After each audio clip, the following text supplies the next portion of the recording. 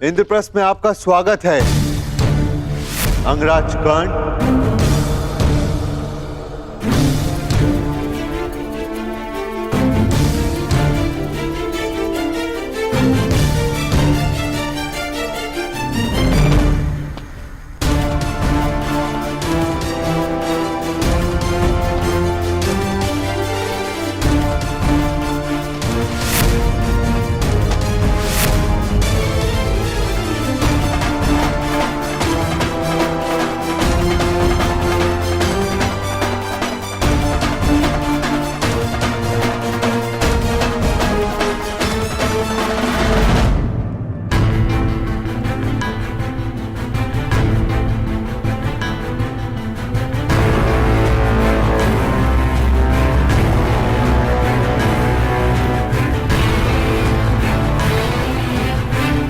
कहिए अंगराज, आपके यहां पधारने का उद्देश्य क्या है? मैं आपको सावधान करने आया हूं धर्मराज। शीघ्र ही हस्तिनापुर आपका आवाहन करने वाला है।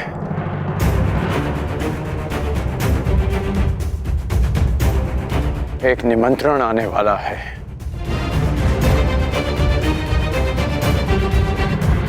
देखा भ्राताश्री, हमारी उन्नति ना देखी गई उस दुर्योधन से। आपको सम्राट बनते हुए ना देख सका वो दुष्ट। इसमें संदेह कैसा? जिस भांति दुर्योधन यहां से क्रोधित होकर गया था, निस्संदेह उसने युद्ध का आह्वान किया होगा। यदि युद्ध का आह्वान करना होता तो मैं यहां सभा में प्रस्तुत नहीं होता। अभी तो युद्ध भूमि में तुम्हारी प्रतीक्षा करता। अर्जुन, कर्ण महोदय को अपनी बात पूरी करने दो। अंगराज, किस निमंत्रण की बात कर रहे हैं आप? द्यूत निमंत्रण की। शीघ्र ही आपको द्यूत का बुलावा आएगा।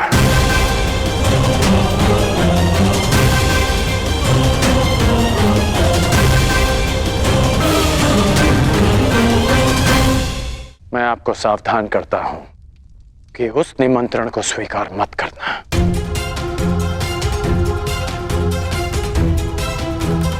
क्योंकि मुझे संदेह है कि गांधार राज ये निमंत्रण आपके सम्मान के लिए नहीं, उस अपमान के प्रतिकार के लिए भेज रहे हैं। संदेह तो मुझे तुम पर हो रहा है। तुम तो हमें पराजित करना चाहते थे, फिर क्यों हमें चेतावनी देने आए हो? क्योंकि तुम्हारा शत्रु होने के साथ साथ मैं एक योद्धा भी हूं, जो तुम्हें युद्ध भूमि में पराजित करना चाहता है, द्यूत में नहीं। यदि योद्धा होने का इतना अभिमान है तो लाक्षागृह के समय कहां थे? तब हमें सावधान क्यों नहीं किया?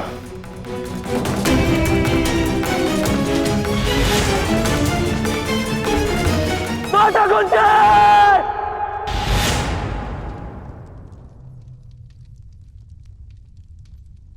उस समय कुछ नहीं कर पाया,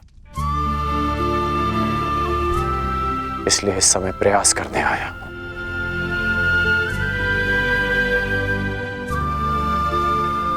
मेरा निवेदन मानिए, इस निमंत्रण को स्वीकार मत कीजिए।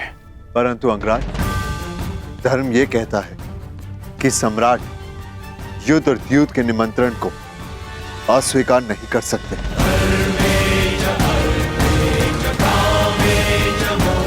प्रत्येक मनुष्य की सबसे बड़ी शक्ति ही उसकी सबसे बड़ी दुर्बलता भी होती है, और धर्मशील की दुर्बलता उसका धर्म होता है।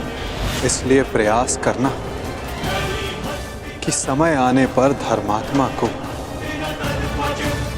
दुर्बल पड़ने से रोक सको। मैं कुछ निवेदन करना चाहती हूँ सम्राट। आपकी सबसे बड़ी शक्ति आपका धर्म है, परंतु इसे अपनी सबसे बड़ी दुर्बलता मत बनने दीजिए। अंगराज ने ठीक कहा। कोई भी जुआ, उसमें अधर्म का वास होता है। आप मत जाइए। ठहरो पांचाली।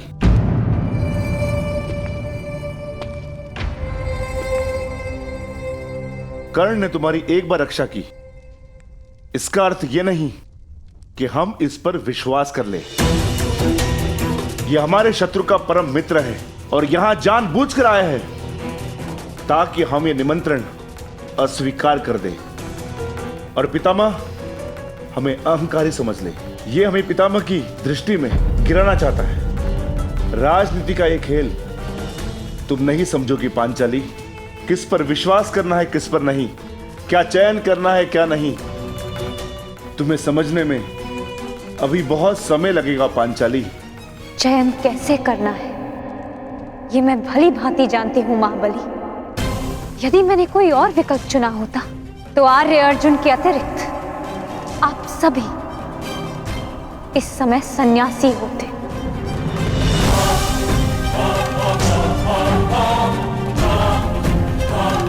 और उससे भी पूर्व यदि मैंने अपने चयन में थोड़ा सा भी परिवर्तन किया होता तो आर्य अर्जुन भी स्वयंवर में मेरा वरण ना कर पाते।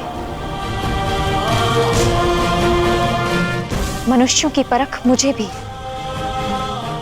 मित्र और शत्रुओं की भी। मैं मानती हूं कि अंगराज आपके शत्रु पक्ष से है, परंतु इस समय वो हमारे भले की बात कर रहे हैं और मैं उनके मत का समर्थन करती हूं। पांचाली!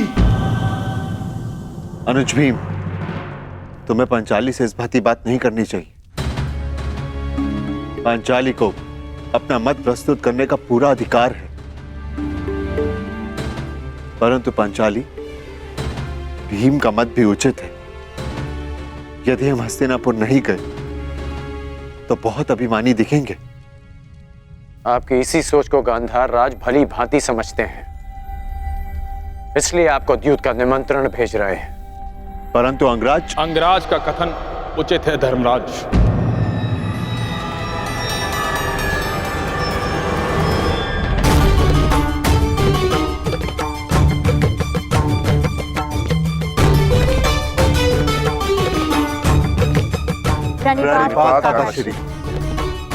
आयुष्मान भव।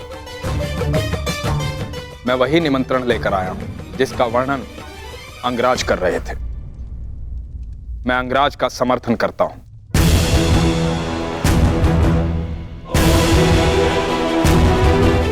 मुझे भी इसमें षड्यंत्र दिखाई देता है। जो लाक्षागृह में तुम सबको भाभी कुंती समेत भस्म करना चाह सकता है, वो कुछ भी कर सकता है। हमें उनसे भय नहीं है काकाश्री। उनके उत्तर के लिए हम पांचों भाई प्रस्तुत हैं। वहां पितामह होंगे, आप होंगे, आचार्य द्रोण होंगे, तो फिर वहां सबके समक्ष कोई हमारा क्या अहित कर सकता है? सर्वनाश का युद्ध करने से श्रेष्ठ है कि उससे बचा जाए। कीचड़ में गिरने से कदाचित बाहर आ जाए, पर वस्त्र मैले हो ही जाते हैं। उससे बचना ही श्रेष्ठ है। सर्वश्रेष्ठ युद्ध वो होता है पुत्र जो युद्ध ना हो। और धर्म क्या कहता है काकाश्री? धर्म ये कहता है कि युद्ध और द्यूत के निमंत्रण को नकारा नहीं जा सकता, लेकिन निर्णय आपका है, क्योंकि द्यूत भी धर्म नहीं है।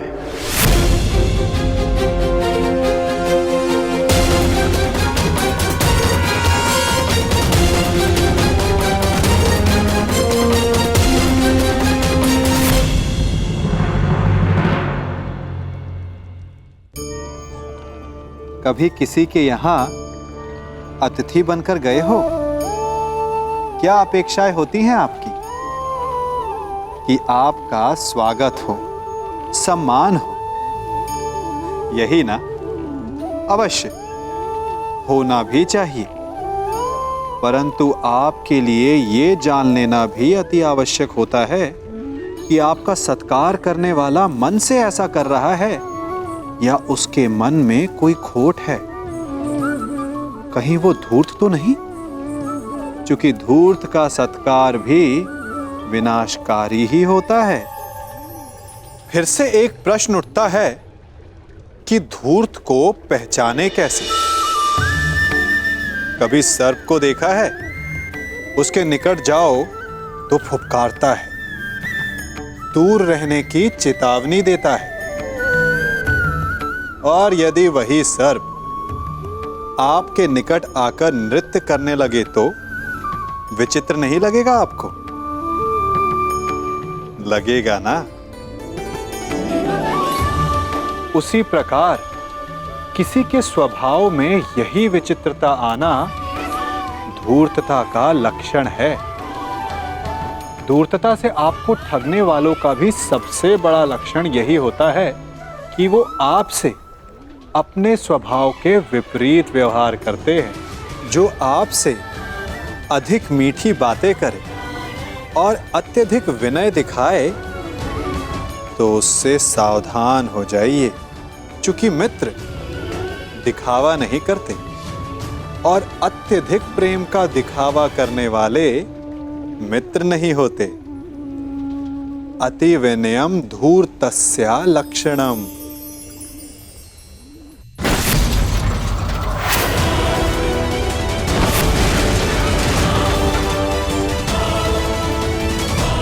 क्या हुआ मामा श्री? आप इतने क्रोधित क्यों हैं?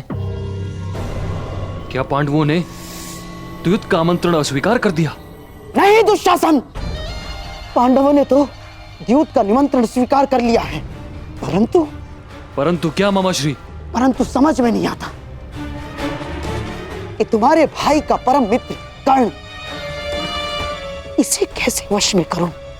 जानते हो दुशासन, वो विदुर से पहले इंद्रप्रस्थ पहुंच गया उस युधिष्ठिर को यह समझाने कि वो द्यूत का निमंत्रण अस्वीकार कर ले। पांडवों की एक ढाल कृष्ण को शल्य के साथ युद्ध में फंसा दिया है मैंने,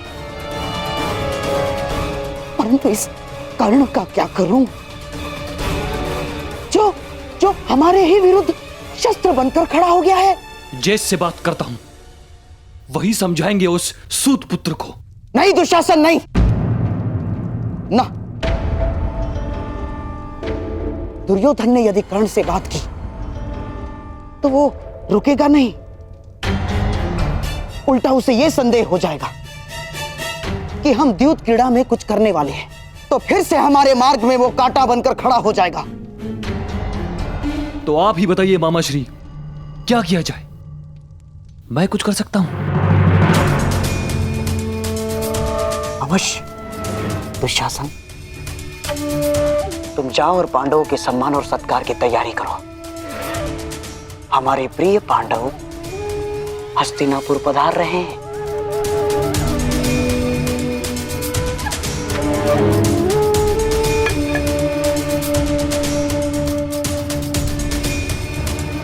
अब उस कर्ण नामक कांटे की औषधि अब मुझे ही ढूंढनी होगी।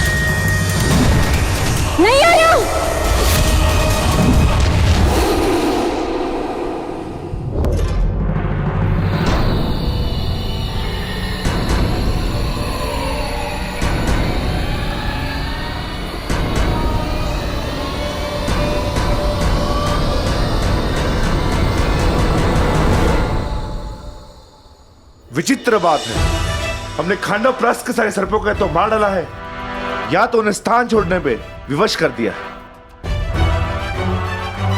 फिर न जाने कहां से आते हैं और हम पर आक्रमण करते हैं। कोई बात नहीं भ्राता भीम, ये जब भी हम पर प्रहार करेंगे नाश पाएंगे। चलिए, प्रस्थान का मुहूर्त हो चला है।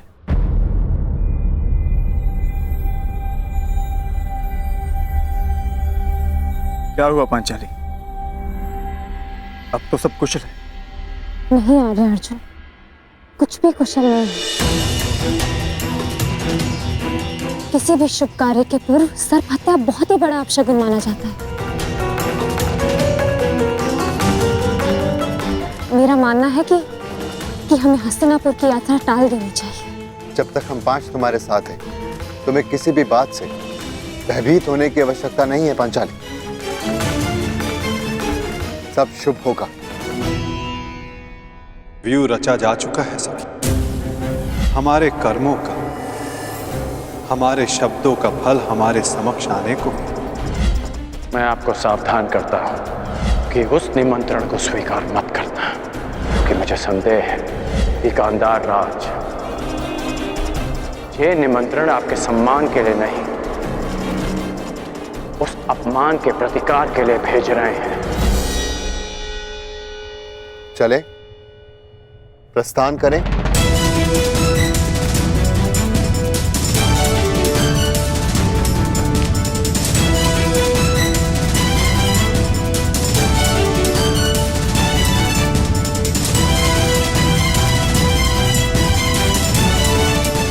यदि कर्ण की चेतावनी सत्य सिद्ध हुई तो?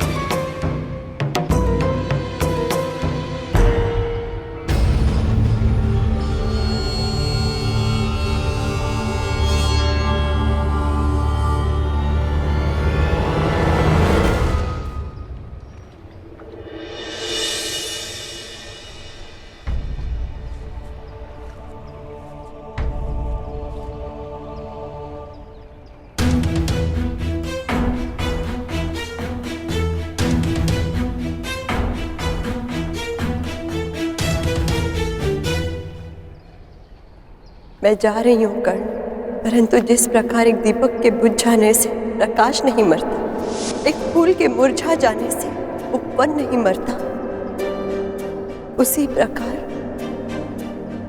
एक सह्याद्री के तुम्हारे जीवन से चले जाने से तुम्हारी यात्रा समाप्त नहीं होगी।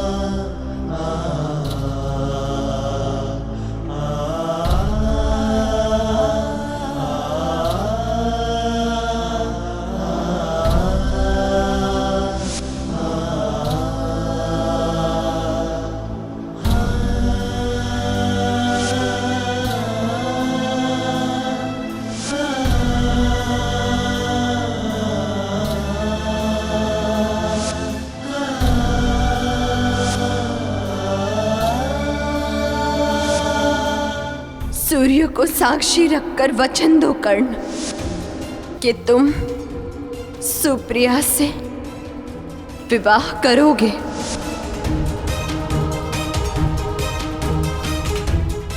इस बार कुछ मत मांगना। मैंने जब भी कुछ मांगा है कर्ण, हमेशा तुम्हारा कुशल मंगल ही मांगा है, और इसी कुशल मंगल के लिए मैं प्रतिदिन सवेरे छुपकर तुम्हें आर्घ्य देते देखती थी।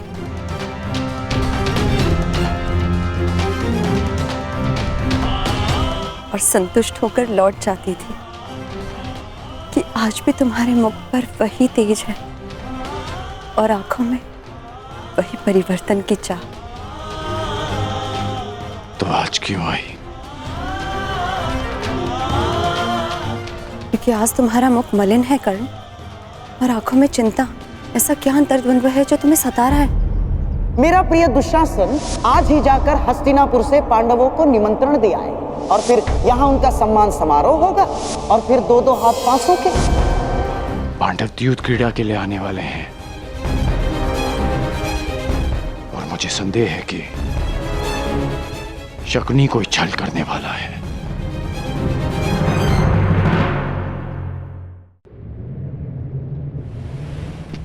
मामाश्री, पांडव कुछ ही समय में हस्तिनापुर पहुंचने वाले हैं।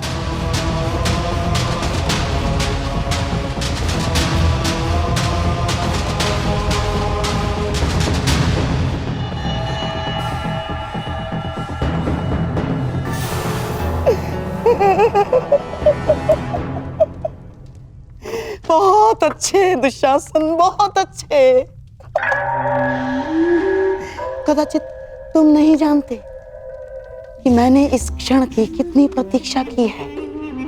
परंतु मामाश्री, वो सूत पुत्र यदि द्वैत क्रीड़ा में उपस्थित हुआ तो? ना, वो सूतपुत्र कर्ण द्यूत क्रीड़ा में उपस्थित नहीं हो पाएगा। ना, ना।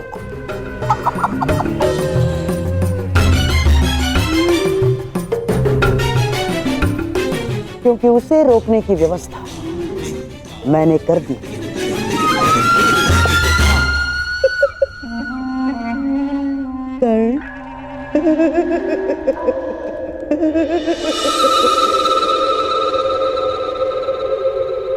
कैसा छल? जैसा वारणा व्रत में हुआ था। यद्यपि यहाँ महामहिम और आचार्य द्रोण उपस्थित होंगे, परंतु शकुनी के विषय में कुछ कहा नहीं जा सकता है। वो कुछ भी कर सकता है।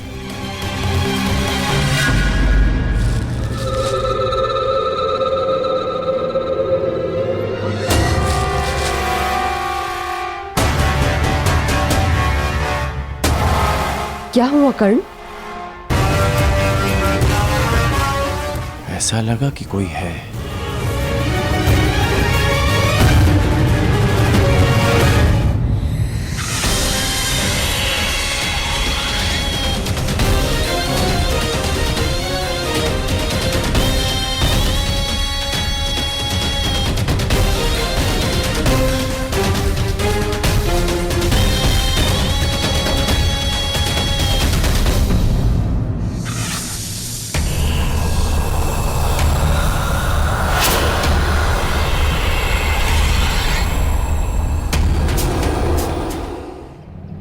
बताओ वृषाली कि मैं क्या करूं?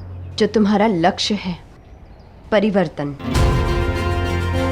और परिवर्तन छल कपट से नहीं होता कर्ण, सत्य और साहस से होता है। और कभी कभी इसका प्रारंभ अपनों से, अपने मित्रों से भी होता है। और यदि तुम्हें लगता है कि तुम्हारा मित्र कोई अनुचित कार्य कर रहा है, तो तुम्हारा धर्म है उसे रोकना, क्योंकि यही परिवर्तन की मांग है।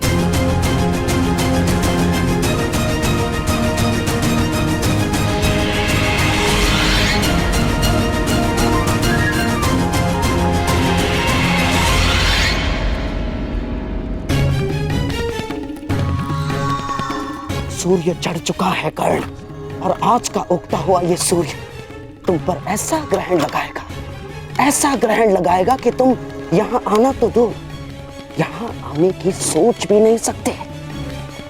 आओ।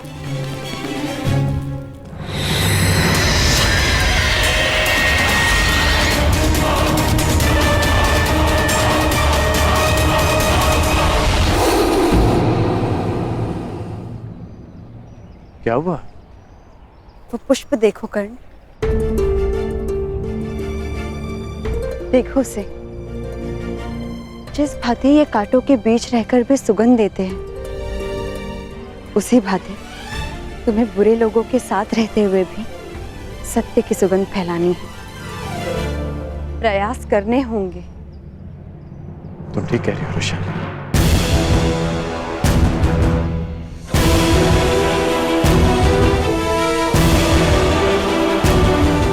तो अब तुम क्या करो? वही जो तुमने कहा, प्रयास, परिवर्तन का, सत्य की विजय का।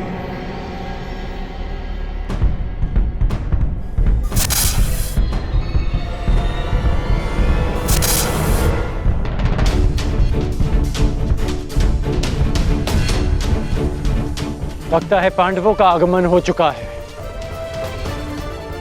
हस्तिनापुर के द्वार पर उठा ये नाद इसका संकेत है। मुझे अपना कर्तव्य पूरा करने जाना होगा रुशाली। धन्यवाद रुशाली, मुझे मार्ग दिखाने के लिए। कुछ बातें और कुछ नाते कभी नहीं बदलते।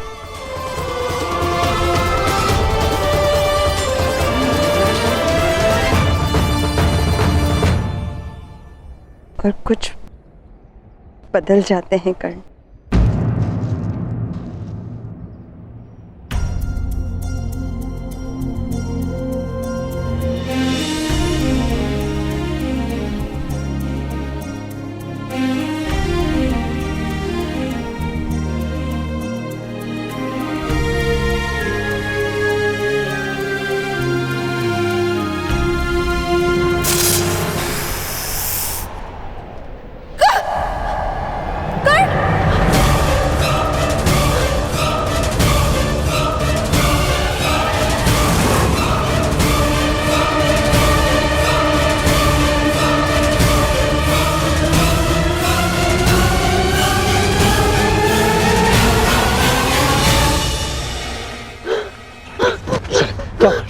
रुशाली आंखें खोलो, क्या हुआ?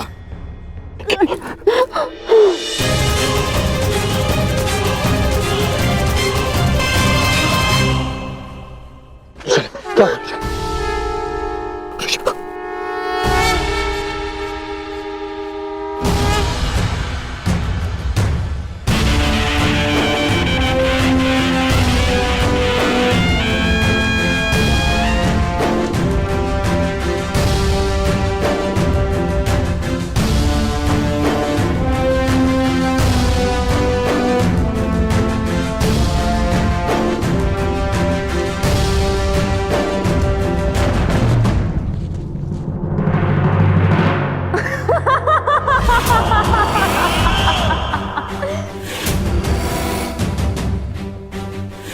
अंधे का पुत्र अंधा।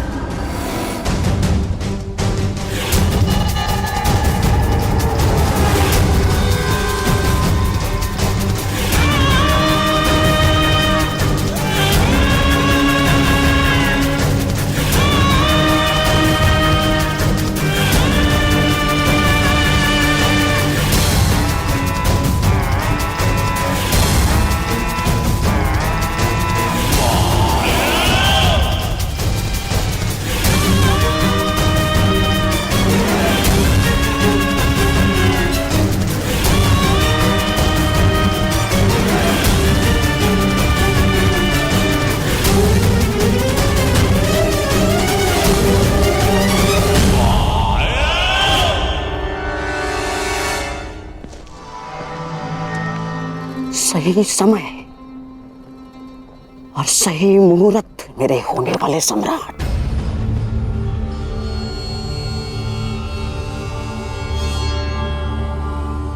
मेरे पास पासे और इस पांचाली के पास कोई ढाल नहीं।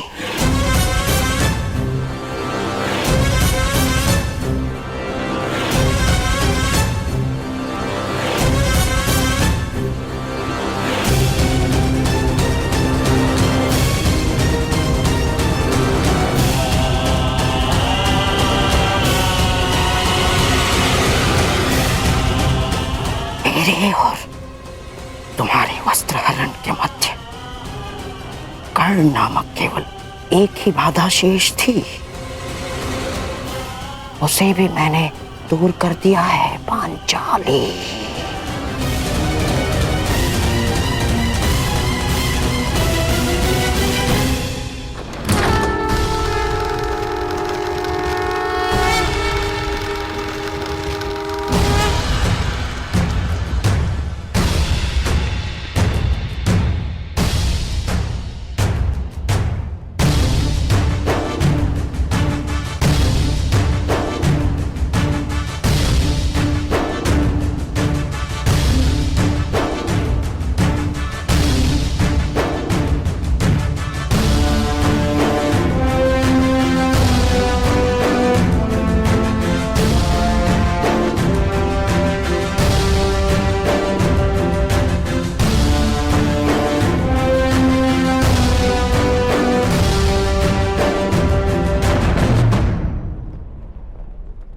स्वागत है तुम सबका।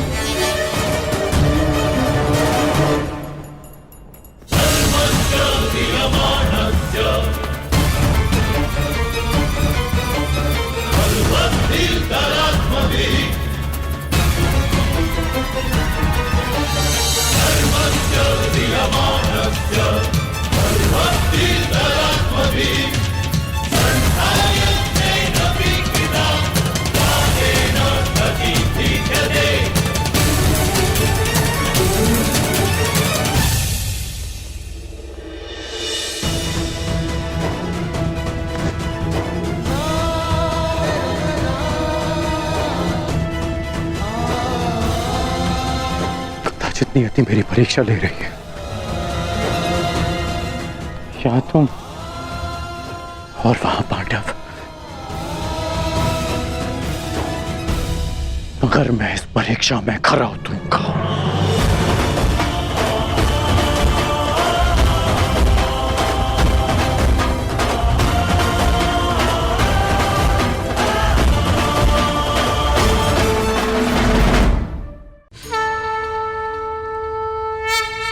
जन्म से लेकर जीवन पूर्ण होने तक हम आगे बढ़ने का स्वप्न देखते हैं, नए नए लक्ष्य पाने का प्रयास करते हैं, परंतु जीवन में सदैव आगे बढ़ना भी ठीक नहीं होता। अब आप कहेंगे कि ये ग्वाला हमें कौन सी उल्टी पट्टी पढ़ा रहा है, परंतु सीधे जाने का मार्ग कभी कभी उल्टी सीख से ही आता है। कभी कभी आगे बढ़ने से अधिक आवश्यक हो जाता है रुक जाना, स्वयं पर विराम लगाना। अच्छा स्वास्थ्य पाने के लिए भोजन करने से अधिक महत्वपूर्ण होता है कि आप कब भोजन करना रोक देते हैं। अच्छा संबंध बने उसके लिए आवश्यक होता है कि आप कब अधिक हस्तक्षेप करना रोक देते हैं। और नाश से बचने के लिए आवश्यक है कि कब आप अपने पग को रोक लेते हैं। तो आगे बढ़ने के विज्ञान में कब रुकना है, ये ज्ञान बहुत ही आवश्यक है, क्योंकि कभी कभी विनाश की गर्द हमसे केवल एक पग आगे होती है और उससे हमें बचा सकते हैं हमारे रुके हुए पग।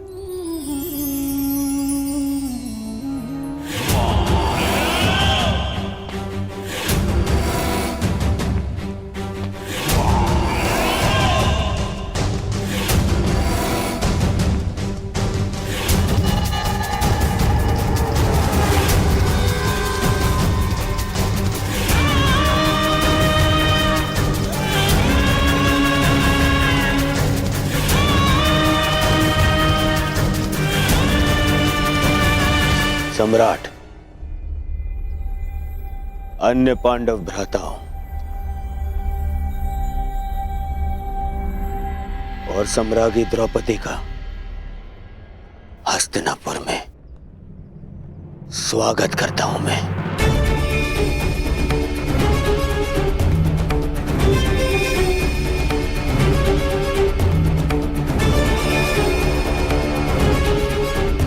इंद्रप्रस्थ में आपने स्मरणीय आतिथ्य किया।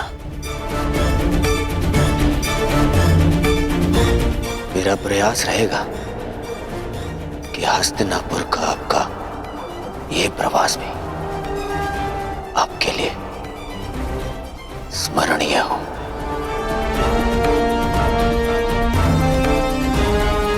आशा है कि सम्राज्ञी को अपना स्वागत अपने गरिमा के अनुकूल लगाओ। यद्यपि ये आया महल नहीं है, परंतु सचेत रहिएगा, हर महल का अपना एक माया जाल होता है। वो जाल यहां भी हो सकता है।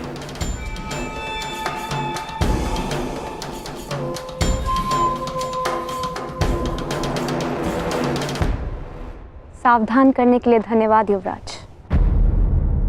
मकड़ियों की तो प्रवृत्ति ही होती है जाल बुनना, परंतु मनुष्य भी उन्हें एक ओर हटाकर आगे बढ़ते जाते हैं।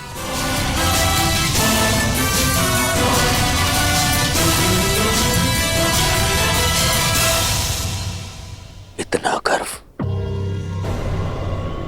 इतना अभिमान, देखते हैं इंद्रप्रस्थ जाते समय कितना गर्व और कितना अभिमान लेकर जाएंगे आप।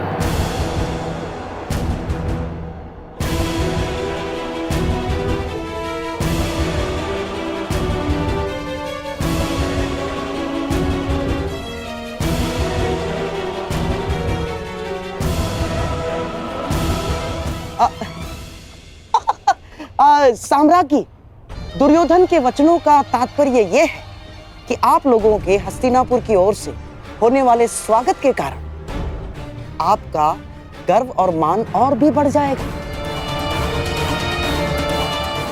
आपके स्वागत में ये उत्सव तो कुछ भी नहीं ना। भीतर चलिए, आश्चर्यचकित रह जाएंगे सारे के सारे। आइए आइए।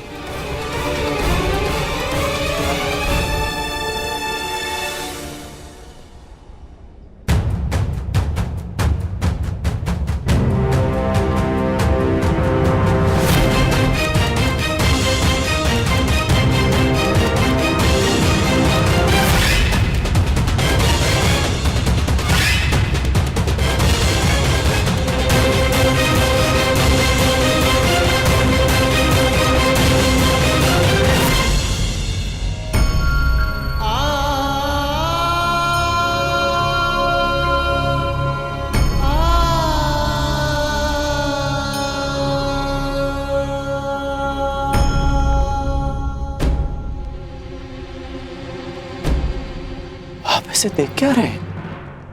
वृषाली का उपचार प्रारंभ कीजिए ना। उपचार लक्षण देखकर किया जाता है कर्ण। इसके लक्षण बता रहे हैं कि इसे किसी साधारण नाग ने नहीं डसा।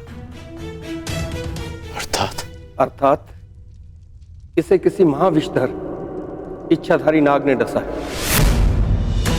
और उसका केवल एक ही उपचार है, और वो उपचार ये है कि वो नाग स्वयं आकर वृषाली के रक्त से अपना विष लौटा ले।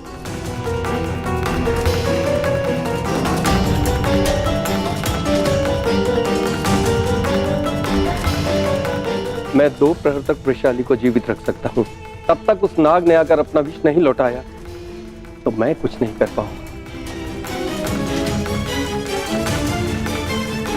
यदि ऐसा है तो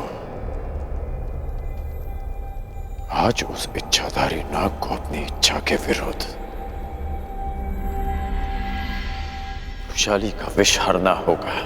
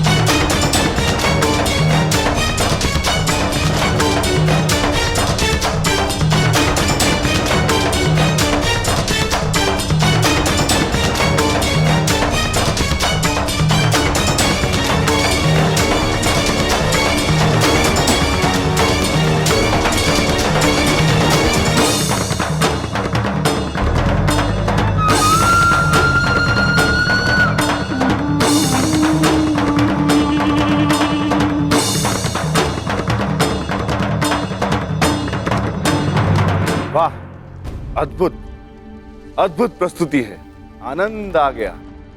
भीम, आनंद आ रहा है ना? अभी तो बहुत आनंद आना शेष है। अगली प्रस्तुति जो तुम्हारे समक्ष होगी उसे जीवन भर नहीं भूल पाओगे तुम। हाँ?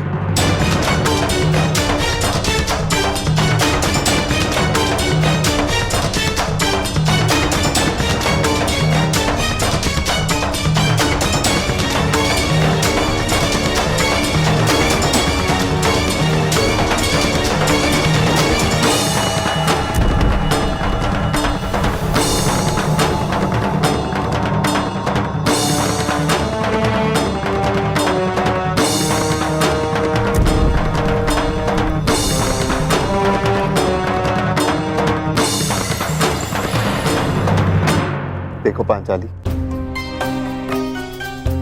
आचार्य द्रोण भी यहाँ पधारे। सब कुछ कितना आनंददायी और मंगल में प्रतीत हो रहा है। तुम व्यर्थ में चिंतित हो रही हो। हस्तिनापुर हमारा घर है। आचार्य द्रोण, विदुर काका श्री और पितामह के रहते कुछ भी अनुचित नहीं होगा।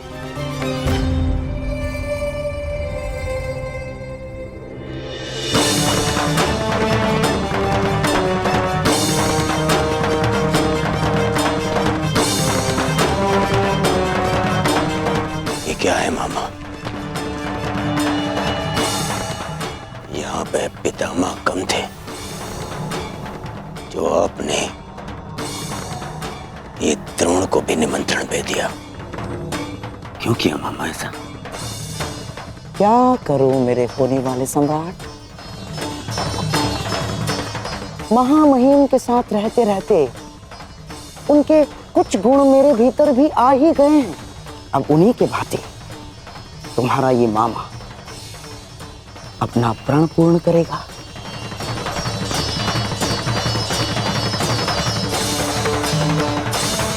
कुलवधू पांचाली का अपमान सारे कुल के समक्ष होगा।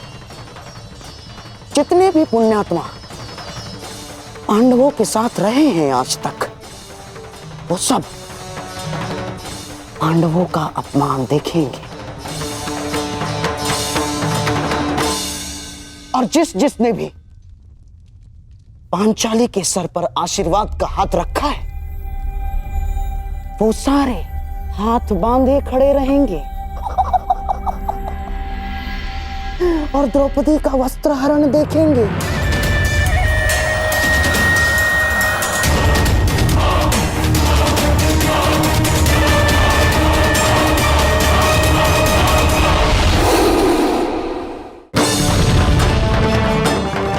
एक यज्ञ युधिष्ठिर ने किया था ना, तुम्हारा अपमान करने के लिए है? और एक यज्ञ करेगा तुम्हारा मामा, जिसमें हर एक मनुष्य के आत्मसम्मान की आहुति दी जाएगी, जिसने तुम्हारे साथ चाहे अनचाहे बुरा किया। ये द्यूत नहीं है दुर्योधन ना, ये महायज्ञ है तुम्हारे मामा का, जिस यज्ञ को कोई भंग नहीं कर सकता, क्योंकि इसको भंग करने वाला इस पूरी सभा में प्रस्तुत हो ही नहीं सकता।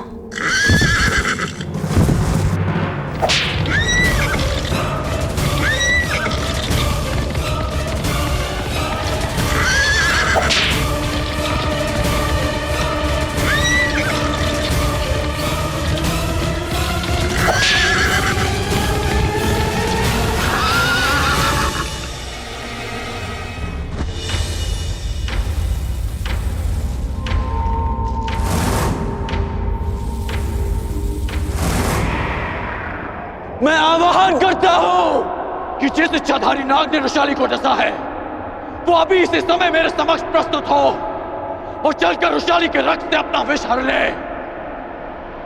अन्यथा वो अपने नाश का स्वयं उत्तरदायी होगा।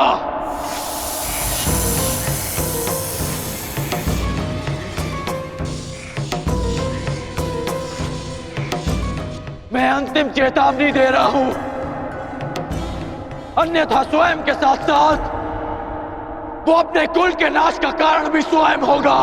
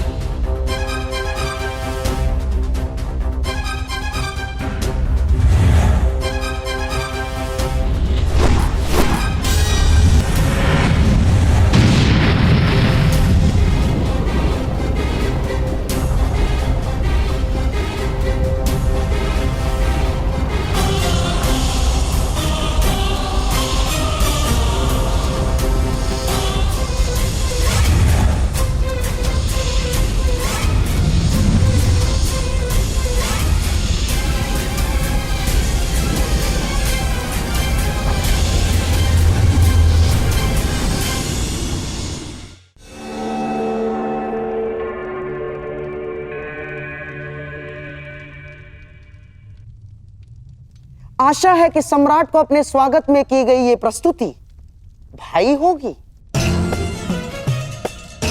और विश्वास है कि उन्हें अगली प्रस्तुति और भी श्रेष्ठ लगेगी।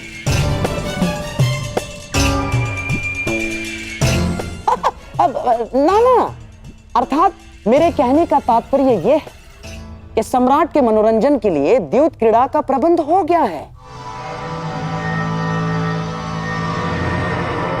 और महाराज धृतराष्ट्र की यह मंशा है कि आप द्यूत भवन की ओर प्रस्थान करें।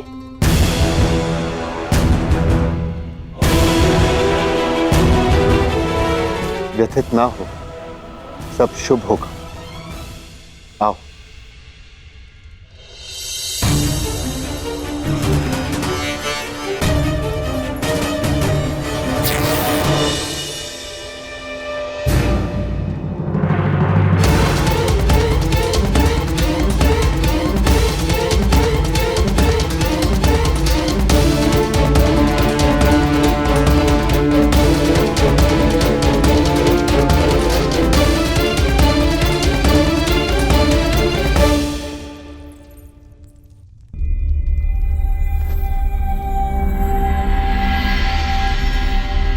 ये क्या हो गया? अब ये वस्त्र पहनने योग्य नहीं। पुत्री, मैं तुम्हें नए वस्त्र देती हूँ। आओ।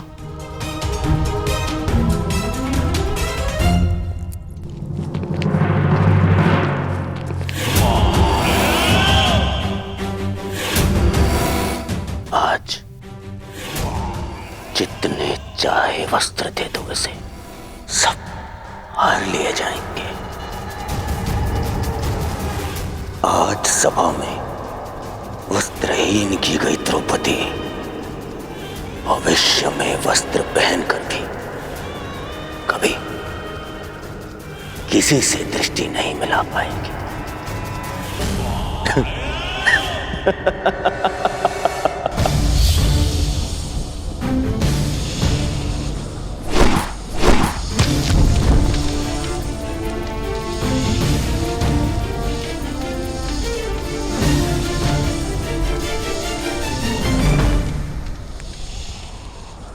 मायावी सर्प, अंतिम अवसर दे रहा हूं। यदि तुम प्रस्तुत ना हुए तो मैं तुम्हारे सारे कुल की बलि चढ़ा दूंगा। संसार से सब जाति विलुप्त हो जाएगी।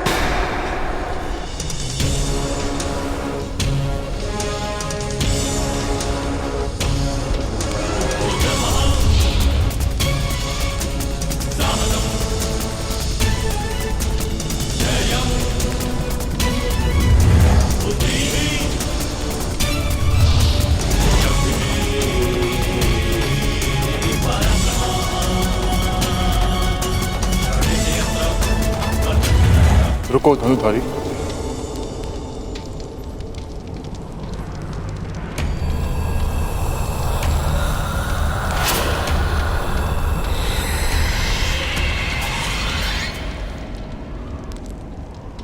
मेरे किए का दंड मेरे कुल को क्यों दे रहे हो?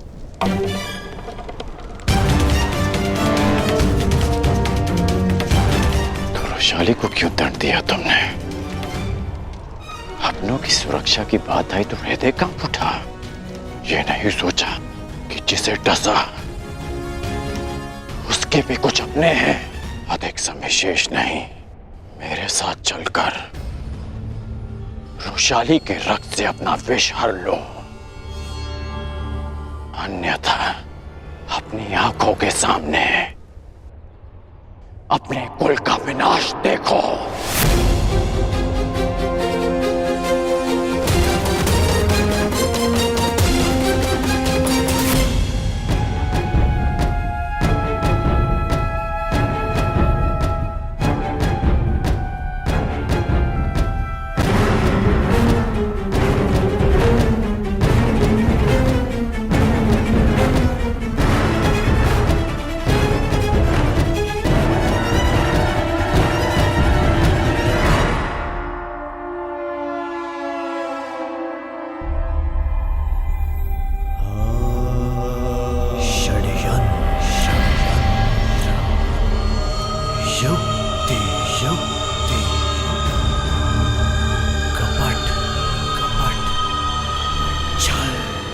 सम्राट की जय हो।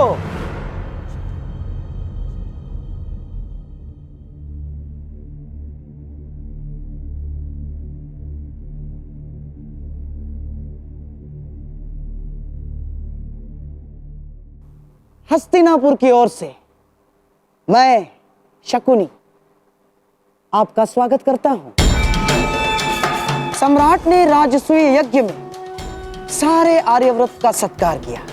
आज हम भाग्यशाली हैं कि इंद्रप्रस्थ के सम्राट युधिष्ठिर का सत्कार कर रहे हैं।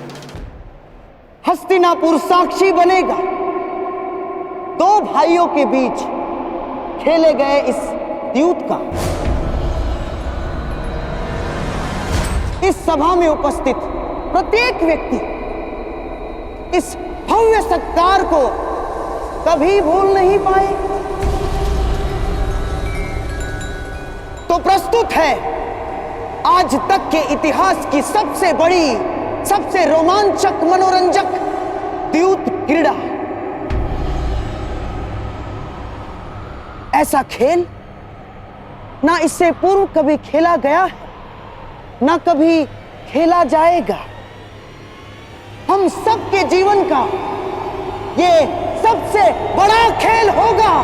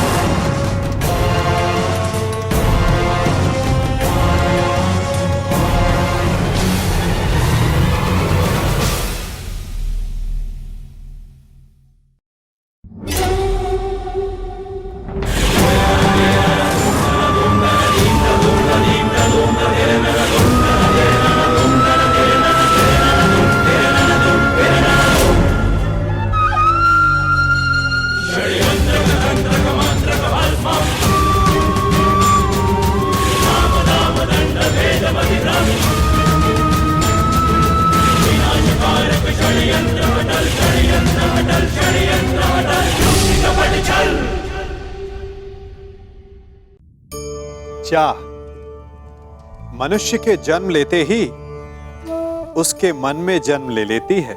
चाह जीवित रहने की, फिर प्रेम की, फिर आनंद की, फिर सफलता की। परंतु सबकी चाह पूर्ण नहीं होती। हर एक के पास अपनी चाह ना पूरी कर पाने के सैकड़ों कारण होते हैं। अपना लक्ष्य ना पूर्ण कर पाने के सहस्त्र बहाने होते हैं और हम ये जान ही नहीं पाते कि कब हमारी असफलता के कारण हमारे ना प्रयास करने के बहाने बन गए। हम जो चाहते हैं उसे ना पा सकने का कारण ये कभी नहीं होता कि अवरोध बड़ा था। कारण ये होता है कि हमारा प्रयास छोटा था। कभी कुएं से पानी निकाला है तो अवश्य देखा होगा कि कोमल रेशों से बनी हुई रस्सी भी कठोर पाषाण पर अपने निशान छोड़ जाती है और हर बढ़ता निशान उस पाषाण को और दुर्बल बना देता है। उसी प्रकार हमारा हर प्रयास हमें हमारे लक्ष्य के और पास ला सकता है। तो असफलता का कारण बाधा नहीं, प्रयासों की कमी। प्रयास कीजिए, फिर देखिए आप जो लक्ष्य चाहेंगे वो मिल जाएगा। तो प्रस्तुत है आज तक के इतिहास की सबसे बड़ी द्यूत क्रीड़ा। हम सबके जीवन का ये सबसे बड़ा खेल होगा।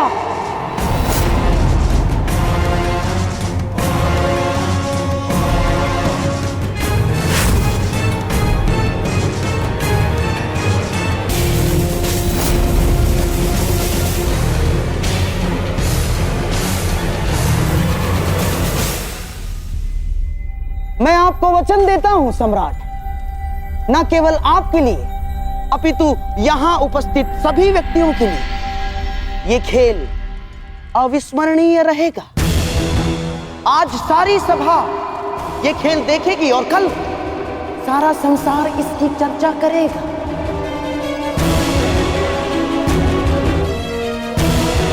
और ये इतिहास भी कभी नहीं भूलेगा और ना ही भूलेगा द्रौपदी का अपमान।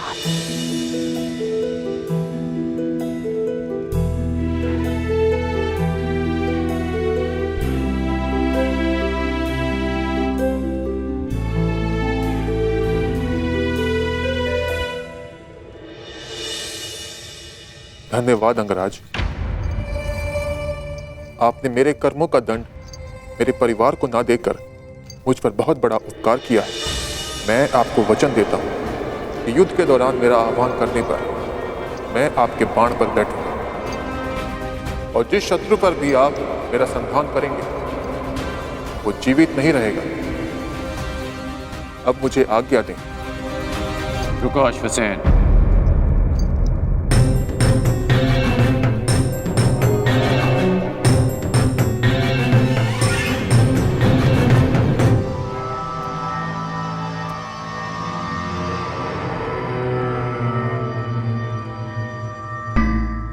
इतनी शीघ्रता क्यों है जाने की?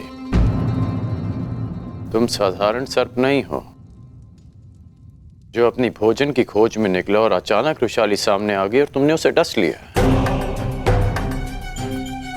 और तुम्हारा निवास स्थान तो भुगत कराम से बहुत दूर है। तो स्पष्ट करो अश्वसेन कि तुम यहां क्यों आए थे?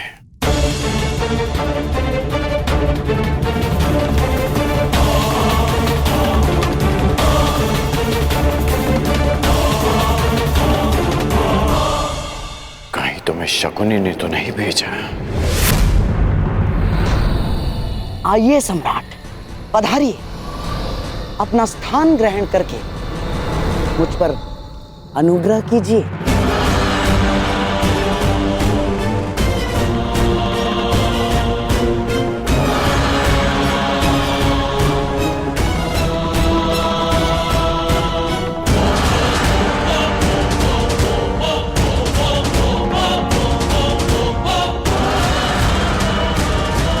गांधार राज शकुनी हस्तिनापुर में पांडवों के विरुद्ध एक बहुत बड़ा षड्यंत्र रचने जा रहे हैं।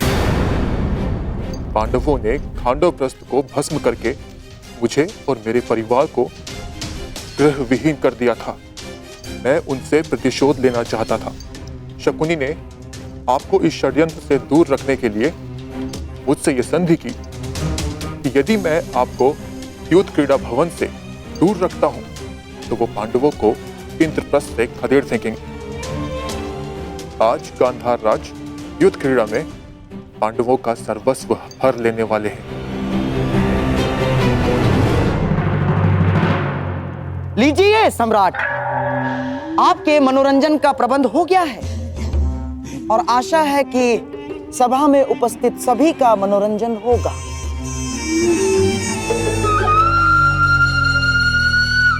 शकुनी, ना तुम मुझे युद्ध क्रीड़ा में सम्मिलित होने से रोक पाओगे और ना मैं पांडवों से छल करने में तुम्हें सफल होने दूंगा।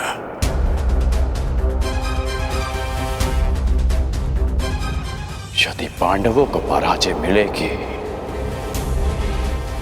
तो वो युद्ध भूमि में, द्यूत में नहीं, मैं मेरे मित्र दुर्योधन का नाम इतिहास में कलंकित नहीं होने दूंगा।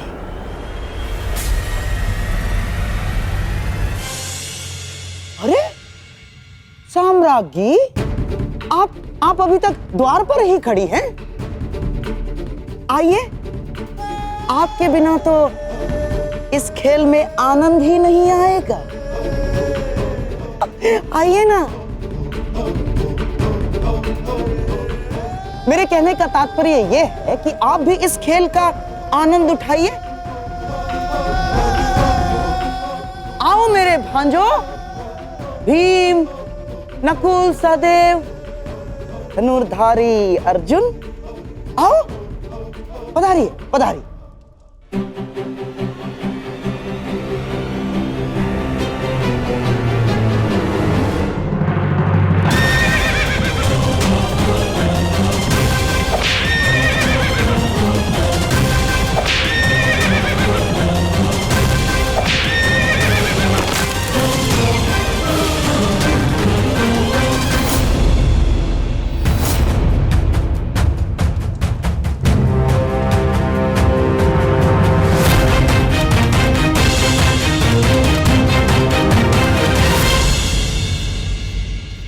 सम्राट की जय हो। सम्राट, चौसर के नियम तो आपको ज्ञात होंगे ही।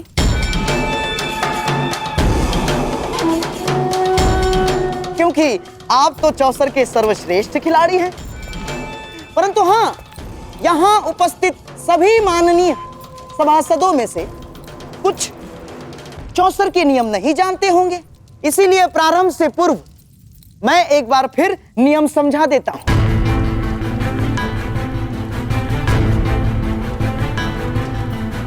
आपके और मेरे दुर्योधन के पास ये चार मेरू हैं। अपने अपने घरों में आपके पास से जितने अंक फेंकेंगे उतने ही घर आपके ये मेरू आगे बढ़ेंगे और फिर चौसर के केंद्र का एक चक्र पूर्ण करने के पश्चात ये मेरू चला जाएगा दुर्ग में, जिससे सारे मेरू सबसे पहले इस दुर्ग में जाएंगे। वो होगा इस पारी का विजेता। और हां, यदि मध्य में ही एक प्रतिद्वंद्वी का मेरू दूसरे के मार्ग में आता है तो उस मेरू को ध्वस्त माना जाएगा। आपने खेल के नियम तो भली भांति समझा दिए मामाश्री, परंतु खेल खेलने के लिए पासे कहां हैं?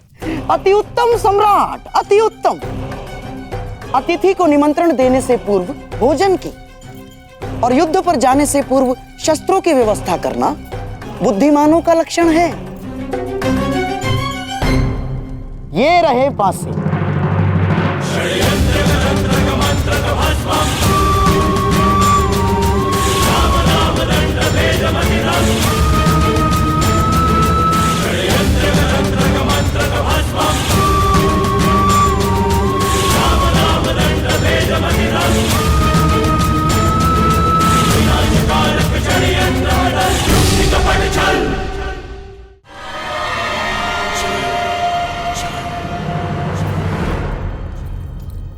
लीजिए सम्राट, नूतन, नवीन, अभी तक एक बार भी फेंके नहीं गए, विशेष रूप से आज के खेल के लिए निर्मित हैं।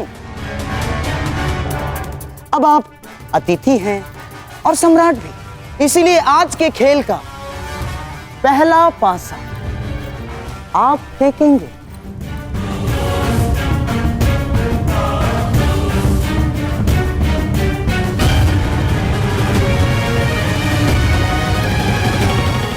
अब तनिक ये भी निर्णय कर लिया जाए कि दांव पर क्या लगेगा।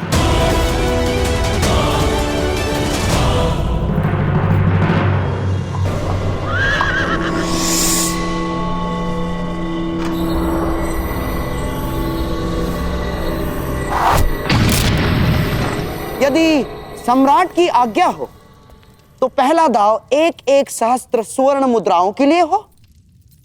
स्वीकार है।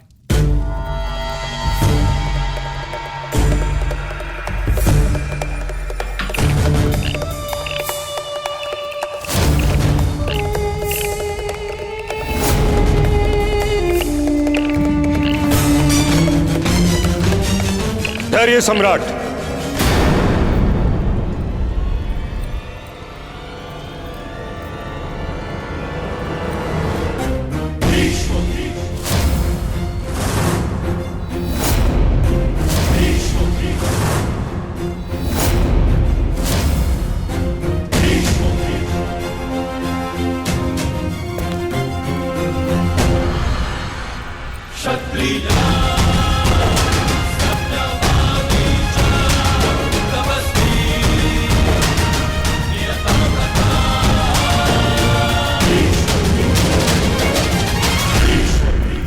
एक निवेदन करना है।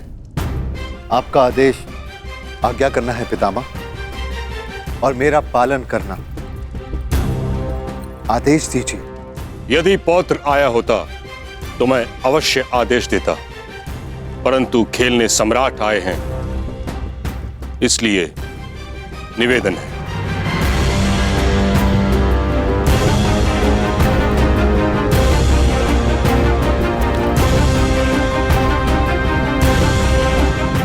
आप ज्ञानी हैं, जानकार हैं, जानते ही होंगे कि जहां वट वृक्ष न हो वहां आनंद के वृक्ष को पवित्र मानकर पूजा की जाती है। जहां गंगा न हो वहां अंजलि में जल लेकर उसे गंगा मानकर आचमन किया जाता है। उसी प्रकार हाथ में पासे लेने से द्यूत पूर्ण माना जा सकता है। यह प्रतीक यदि धर्म पर लागू हो सकता है तो अधर्म पर भी होना चाहिए। इसलिए मेरा आपसे निवेदन है, इस क्रीड़ा से उठिए और इस समारोह को संपन्न समझिए।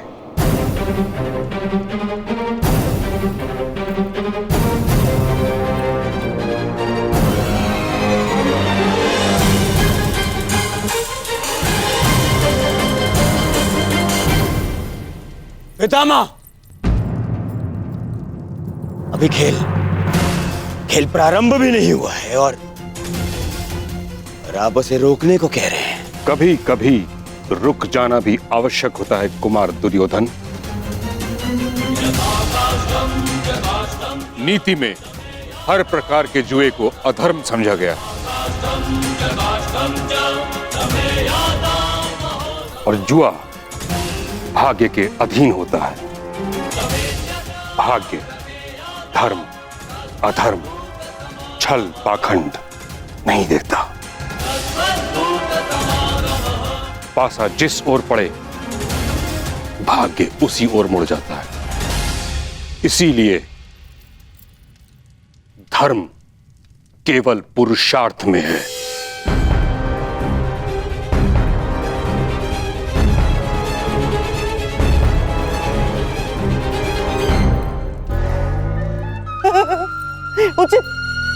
उचित कहां महामहिम? परंतु युद्ध के भांति द्यूत भी पुरुषार्थ माना गया है। जो द्यूत को पुरुषार्थ माने, मैं उसे पुरुष ही नहीं मानता गंधार राज।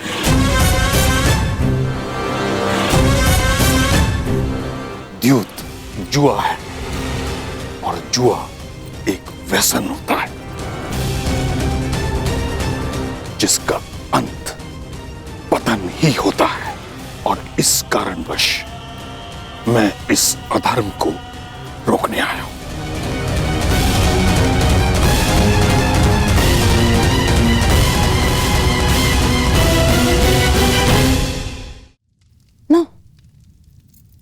नहीं महामहिम, अब आपसे विवाद कर सकने का ज्ञान मुझ में तो नहीं, परंतु इस सभा में स्वयं सम्राट युधिष्ठिर से बड़ा धर्म का मर्मज्ञ कौन है?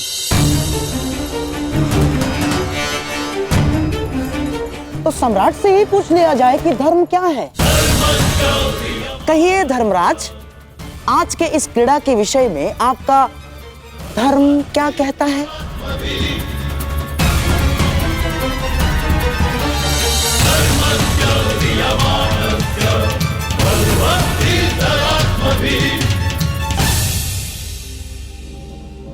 आह्वान किए जाने पर प्रस्तुत होना और चुनौती पाकर उसका उत्तर देना एक क्षत्रिय का धर्म है पितामह।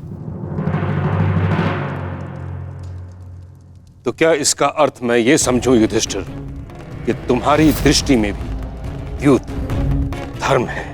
मैं केवल इतना जानता हूं पितामह, जब तक आपकी दृष्टि यहां पर है तब तक यहां पर कोई अधर्म नहीं होगा। अद्भुत अद्भुत वचन सम्राट, अद्भुत। गंगा पुत्र भीष्म, गुरु द्रोण, महामंत्री महाज्ञानी विदुर के रहते अधर्म हो ही नहीं सकता। गंधार राज, आचार्य द्रोण, मैं और विदुर, हम तीनों के अतिरिक्त अन्य लोग भी राज्यसभा में हैं। महामहिम, मैं आपका संकेत समझ गया। यदि आपको ऐसा लगता है कि यहाँ अधर्म होगा तो उसे रोकने के नियम क्यों नहीं बना लेते आप?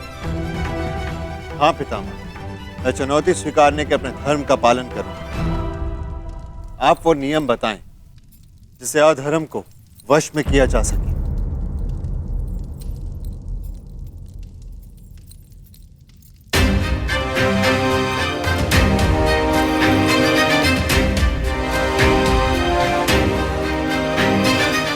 ठीक है, तो सर्वप्रथम कोई भी प्रतिद्वंदी दूसरे प्रतिद्वंदी को आगे खेलने के लिए विवश नहीं करेगा।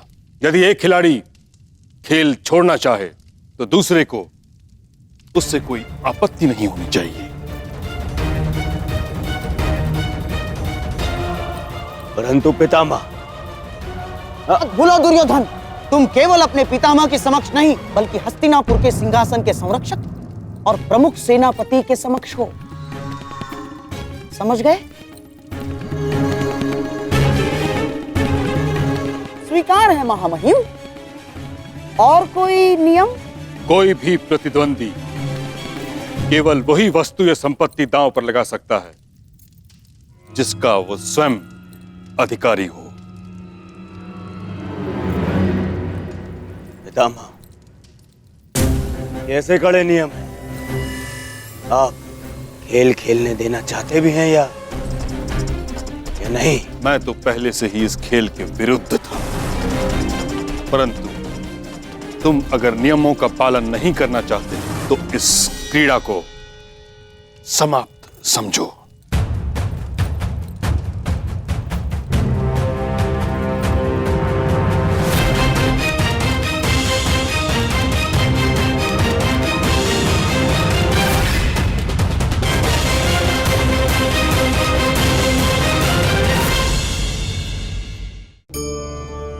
मनुष्य का मन बहुत ही चंचल होता है, इसीलिए कभी-कभी कुछ नया कार्य प्रारंभ करने से पूर्व हमारा मन संशय से घिर जाता है। और ऐसे समय में हम प्रयास करने से पीछे हट जाते हैं।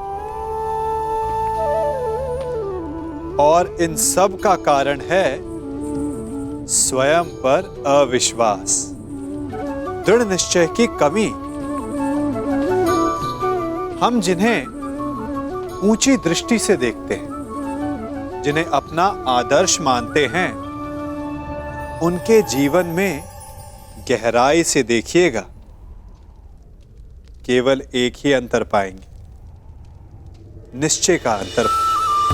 ये निश्चय ही है जो हमारी प्रतिभा को धार देता है, हमारे प्रयासों को शक्ति देता है।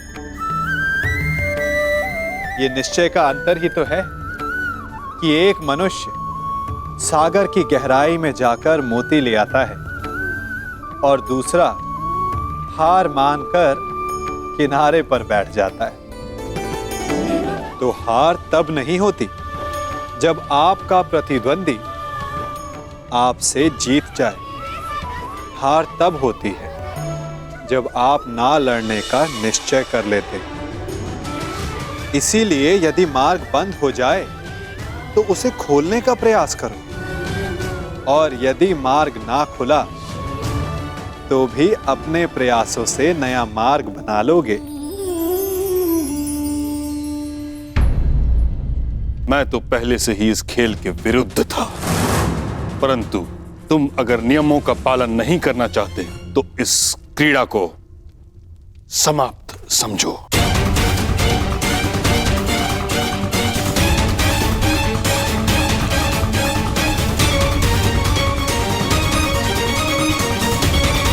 युधिष्ठिर सम्राट हैं और आप युवराज हैं कुमार। आप दोनों का पद और संपत्ति समान नहीं है, इसलिए दांव केवल उस पर खेला जाए जिस पर आपका अधिकार हो। सत्य कह रहे हैं महात्मा विदुर, और मैं इनके कथन का समर्थन करता हूं। परंतु दुर्योधन, अरे इतने महान विद्वान प्रकांड पंडित नियम बना रहे हैं तो हमें स्वीकार है। मामा इन सबको इन्हीं के नियमों में बांधेगा तुम्हारा मामा आज। स्वीकार है। महामहिम, हमें आपके सारे नियम स्वीकार है।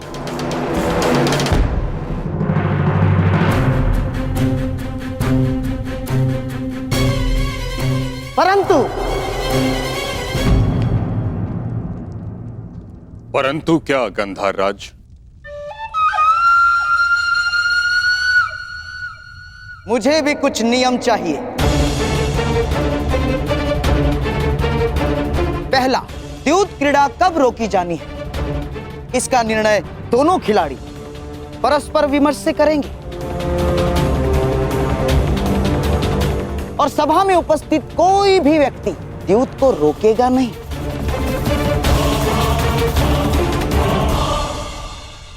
मुझे शकुनी के इस नियम में कोई आपत्ति दिखाई नहीं देती।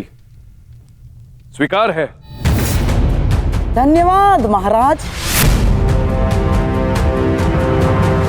और हाँ, और एक बात, यहां जिस भांति नियम बनाए गए हैं उससे यह स्पष्ट प्रतीत होता है कि महानुभावों के मन में यह विश्वास बैठा है कि मैं यहां कोई छल करूंगा।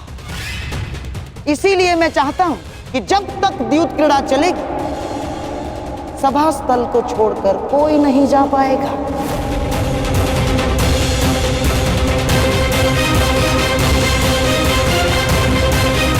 कोई भी नहीं। तो कहिए सम्राट, स्वीकार है आपको? स्वीकार है।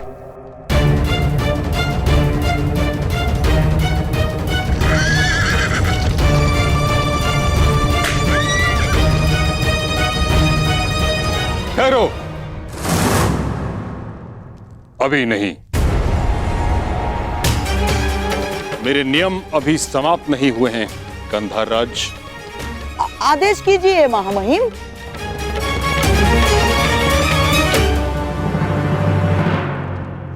इस सभा में स्त्रियां प्रस्तुत नहीं होंगी।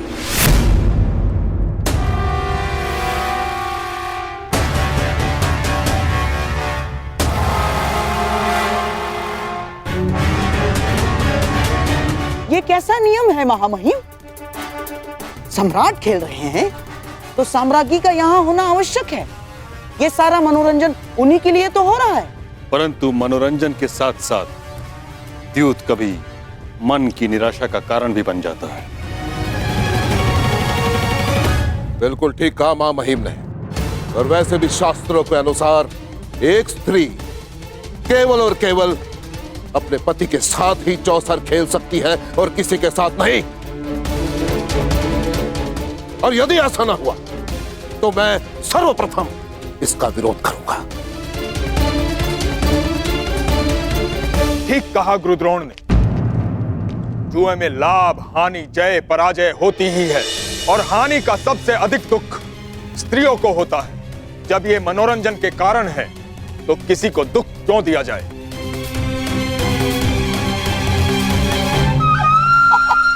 ठीक है महामहिम, अब गंगा पुत्र ने नियम बनाए हैं तो मानने तो होंगे ही। ये भी नियम स्वीकार है।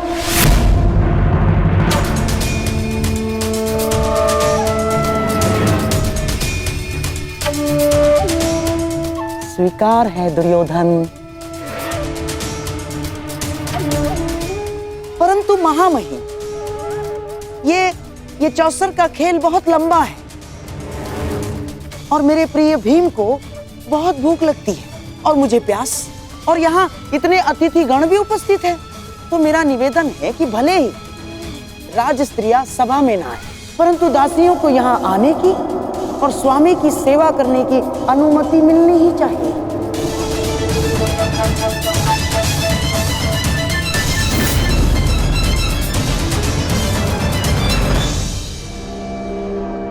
ठीक, दासियों पर यह नियम लागू नहीं होगा।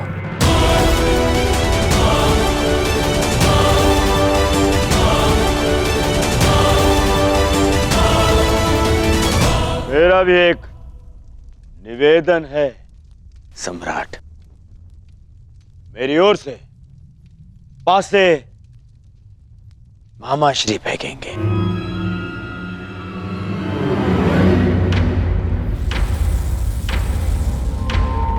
क्यों दुर्योधन, पराजय से भयभीत हो?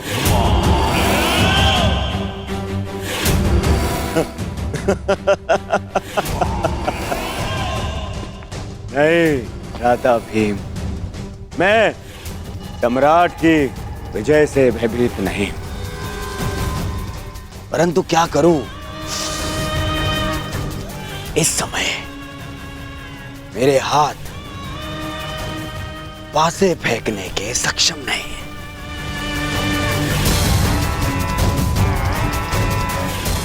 और यदि मैं हार गया तो भ्राता युधिष्ठिर को लगेगा कि मैं उनके सम्मान में हार गया।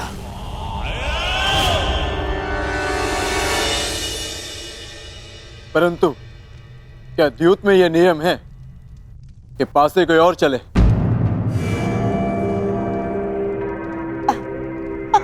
अब अर्जुन, क्या है, ये नियम नहीं है, ये खिलाड़ी का अधिकार है जो दुर्योधन ने उपयोग किया।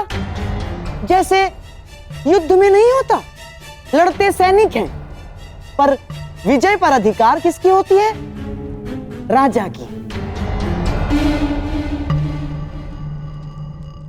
और फिर दुर्योधन तो केवल निवेदन कर रहा है अर्जुन। अब सम्राट की इच्छा कि वो अपने अनुज दुर्योधन का निवेदन स्वीकार करते हैं या नहीं? स्वीकार है। धन्य हो सम्राट, धन्य हो। सम्राट का मन इंद्रप्रस्थ जैसा ही विशाल है। बैठिए, पधारिए।